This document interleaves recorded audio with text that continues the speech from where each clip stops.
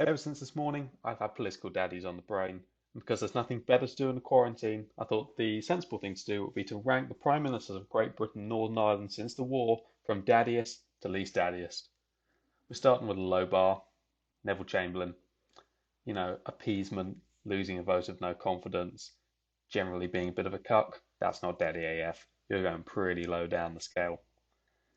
We then go to the complete opposite end, Big Winston Churchill. It doesn't get much daddier than that. Winning the war, being an absolute unit, big cigars, even the bad shit he did was powerful and daddyish. You're going right down that end of the scale, my friend. So how do you get daddier than that? You beat the man who won the war in an election. Clement Attlee, stand up. Big fucking daddy. Oh, I don't even know what I've done there. There you go. Go on, Clement. You're very daddy. And he founded the welfare state. And what's daddier than looking after your kids? Then we go a bit disappointing. Anthony Eden, yeah, Suez resigning in scandal. That's not very daddy. It's not very powerful at all, really. So you're going to go about here. Not that impressive. Um, then we've got Harold Macmillan. I don't really know anything about Harold Macmillan, but I do know that he said, "We've never had it so good," which is something a dad would say. So that's going to go slightly on the dad scale. Your dad would be like, "Oh, you don't know how good you've got it." That's just a slightly daddy thing. And look at that mustache. He deserves to be there. Okay, this guy, Alec Douglas Home. Who the fuck is this? Who? What? You? That's not daddy. If I haven't heard daddies are known, you've heard of a daddy. That's not daddy. You can go. I don't know how you compare to Eden. Probably less. At least Suez, something fucking happened there. Then we've got Harold Wilson. He was PM twice. That's powerful.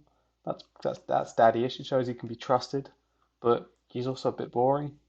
So we're going to put him on the low end around the midpoint of the daddy scale. Not really that daddy-ish, but not daddy-ish. You know what I mean? That makes sense. This is scientific. Then we got Ted Heath. Bit boring. Again, I don't actually know that much about him. And, he ended up being supplanted as Tory leader by a bigger daddy, who we're going to get to.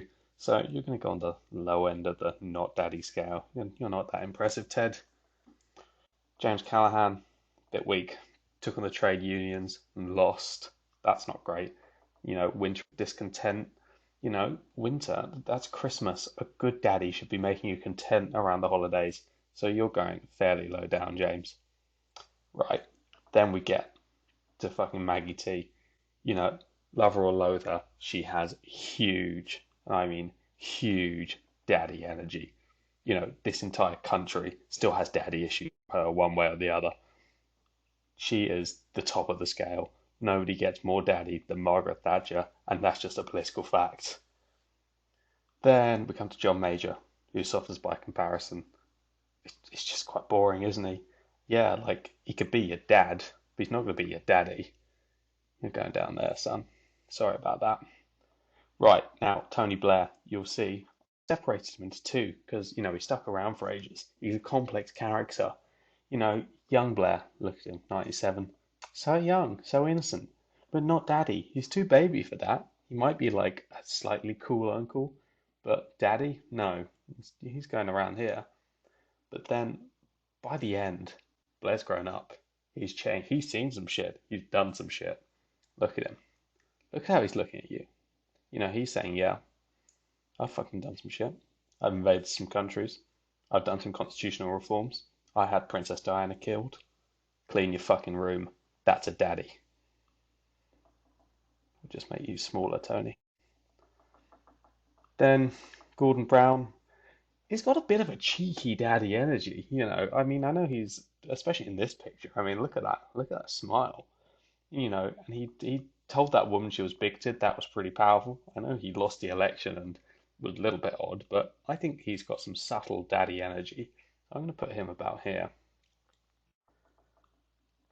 David Cameron, I think he does have daddy energy.